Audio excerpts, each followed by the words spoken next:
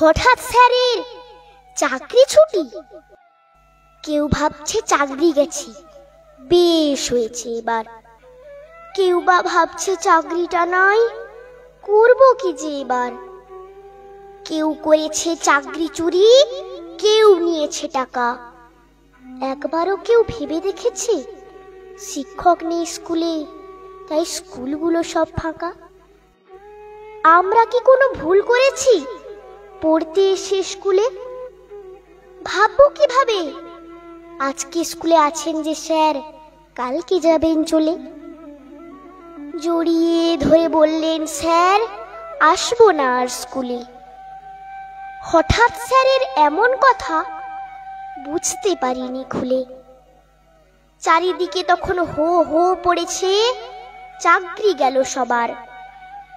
ক্ষতিটা যে কার হলো জানি না, ডুবলো ছাত্র সমাজ, এবার ডুবলো ছাত্র সমাজ।